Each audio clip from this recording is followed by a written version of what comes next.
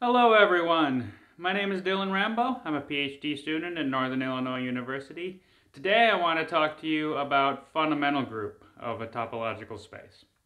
Now I'm going to assume anyone watching this video has a little knowledge on the background of basic ideas of what a group is and what a topological space is. If you aren't so familiar with those topics, maybe go back and review some definitions before watching this video. I want to start by talking about paths. If you have 2 points in your space, call them x0 and x1, then a path from x0 to x1 is just a continuous function from the unit interval, the closed unit interval from 0 to 1, to your space, like this here. So throughout this video, you'll definitely want to think of the unit interval as a time variable, like time starts at 0 and ends at 1. So the path is taking you on a track from starting at x0 and ending at x1. Your topological space is then called path connected if every 2 points in the space have a path between them. So in order to talk about the fundamental group, you need to have this path connectedness. So we're just going to focus on this video on topological spaces that are path connected. You can take a topological space and kind of divide it up, partition it up into its path connected components and talk about fundamental groups that way. But we're just going to assume the entire space is path connected. A loop is then a path that starts and ends at the same point. So it maybe starts at x0 and then loops around somewhere and then ends at x0. And loops are really what we want to focus on. Now, depending on what topological space you're imagining, you can have a lot of different loops starting at the same point. For example, if you're looking at R2 and you just pick any point, say the origin, why not?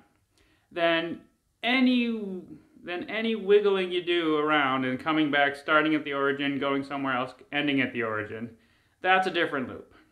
So obviously you could have uncountably many different loops like that. And that's a lot to consider.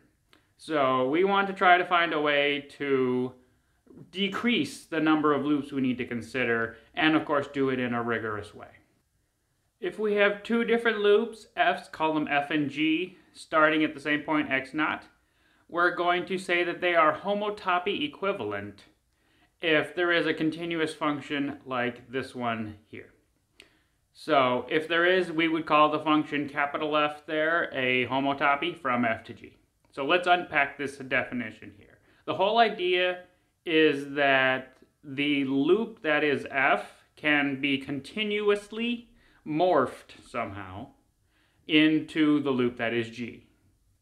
So the first copy of the unit interval here is what's mapping from f to g. At time s equals 0, you start at the loop f, and by the time you get to time s equals 1, you end at the loop g. That's what this first condition here is telling us. And then the second copy of the unit interval just follows time as it goes through each loop, because they both start at x0 and both end at x0.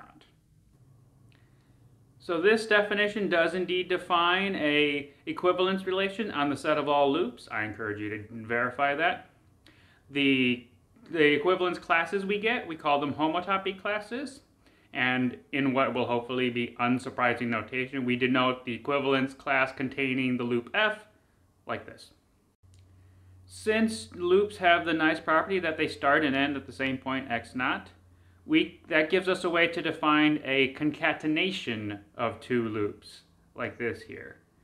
So because we think of the unit interval as time, the way this concatenation works of doing the loop f and then the loop g, that gives us another loop because we can imagine speeding up time, if you will. So in the first half of the unit interval, you do the loop that is f, and in the second half of the unit interval, you do the loop that is g. And if you have a loop f, you can also define its inverse loop, like this here. And there's also the identity loop, or the do-nothing loop, which is just this. So given those few last definitions I've given, it shouldn't be too surprising that we're working towards the things we need in order to define a group. We have a binary operation, we have inverses, we have an identity. There's just the last couple things to check, which would be these properties here. The first equation in that list looks kind of innocent, but it's actually saying a whole lot. First of all, it is defining how we define multiplication, not just of loops, but of actually the homotopy classes of loops. And it's also giving us a non-trivial result that allows us to define that. And that result is that if f and f prime are homotopy equivalent, and then g and g prime are also homotopy equivalent to each other, then f concatenated with g and f prime concatenated with g prime are homotopy equivalent.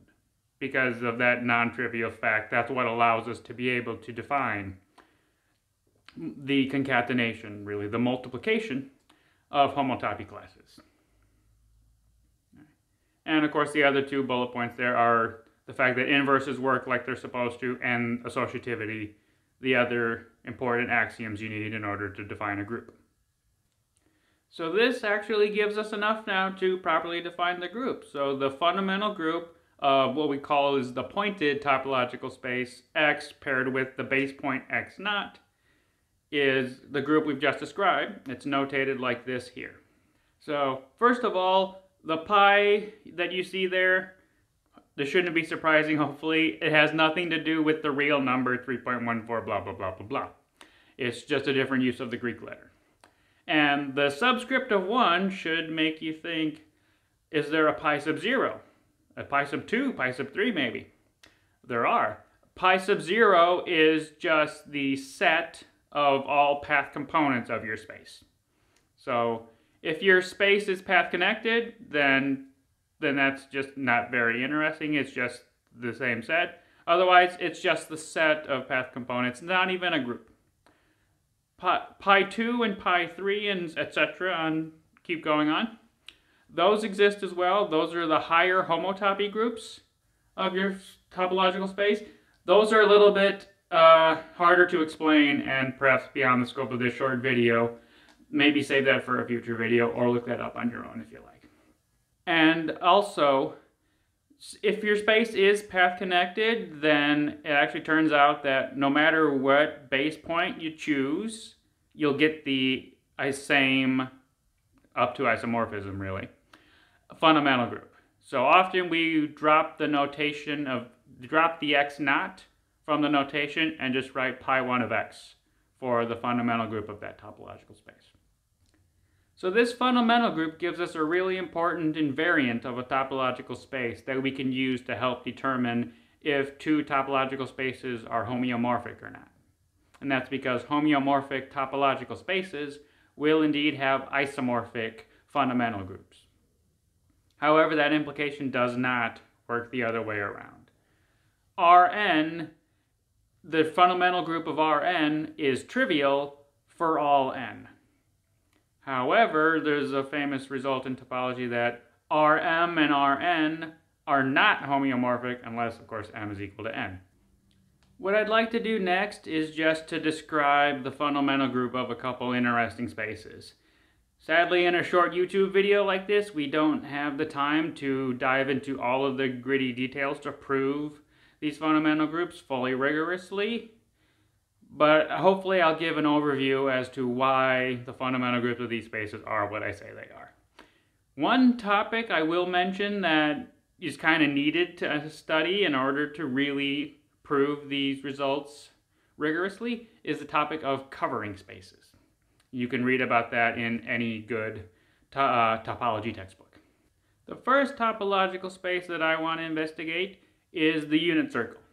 So since the space is path connected, you can imagine a base point anywhere on the circle. I've drawn mine here at the right of the circle. So if you imagine it in the plane, you're at the point 1, 0.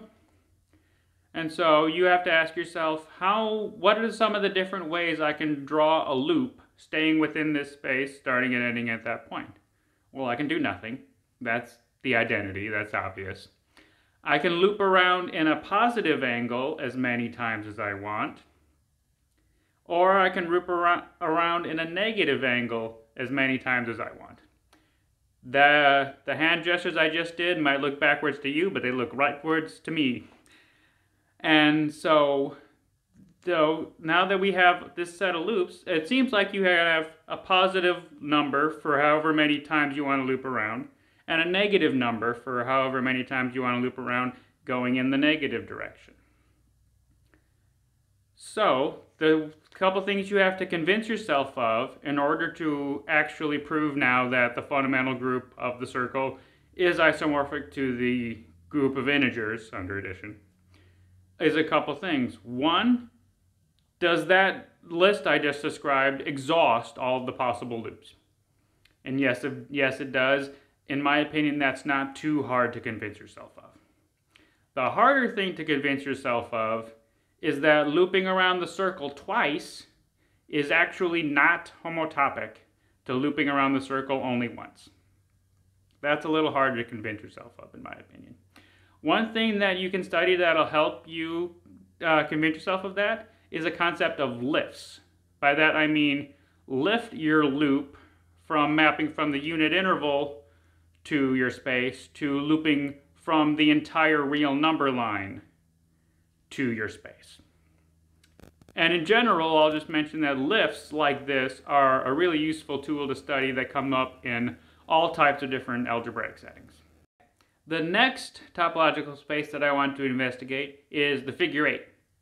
So like I've drawn here, two circles touching adjacent at just one point. So in my opinion, the obvious choice of the base point is the one point that the two circles share in common. But of course, the space is path connected, so you can imagine any point in the figure 8 to be the base point that you want. Okay, since we just showed / explained that the fundamental group of the unit circle is isomorphic to the group of integers, a conjecture and a guess might be that this fundamental group would be just two copies of the integers, like z squared. However, you need to keep in mind that z squared is an abelian group. Let's go back to the figure 8 drawing I have here. If you loop around the left loop and then the right loop, is that going to be homotopy equivalent to going around the right loop first and then the left loop? If you think about it for a moment, no, it's actually not. So left times right is not the same as right times left. The fundamental group of the figure 8 here then is not abelian, so it can't be isomorphic to z squared. In fact, it turns out this fundamental group is just the free group on two generators. So no abelianness required, just free group, all words in the list of letters A and B, left and right, whatever, simple as you want. And lastly, I also want to mention that you can indeed have finite groups being fundamental groups of topological spaces as well. For example, the real projective plane has fundamental group isomorphic to the cyclic group of order 2. That isomorphism is a little bit harder to explain, particularly if you're not so used to projective space. So rather than take 30 minutes to explain that, I'll just mention it and leave it alone for the sake of this video. The last thing I'll mention then in this video is that this concept of the fundamental group is, for a lot of students, their first glimpse into something called category theory. If you have a collection of different types of algebraic structures and the collection of all maps between them that preserve that structure, for example, the collection of all groups and all group homomorphisms between them, or the collection of all topological spaces and all continuous functions between them, then you can call that collection a category. And the fundamental group is then a functor from pointed topological spaces to the category of groups. In other words, the fundamental group gives you a way to exchange a topological space, and well, really a pointed topological space, but kind of like I mentioned before, if your space is path connected, you don't worry about the pointed bit. But to be in full generality, the fundamental group is a functor from the category of pointed topological spaces to the category of groups. So the functor that is the fundamental group not only gives us a way to exchange the topological space for a group, but it also gives us a way to exchange maps as well. If you have a continuous function from the space x to another space y, then the fundamental group functor gives us an induced homomorphism from the fundamental group of the space x to the fundamental group of the space y as well. And of course, there are ways that, given what the particular continuous function is, that you can figure out what exactly the induced homomorphism looks like. But again, that's a long explanation that is perhaps better read in a textbook on category theory. So that's going to be it for this video. If you want to record a video for the channel, please reach out to us and send us an email at bygrad4grad@gmail.com. If you want to suggest a topic we cover in the future, leave that in the comments. And otherwise, if you want to keep watching and learning, click like and subscribe. All right, thanks for watching and thanks for learning.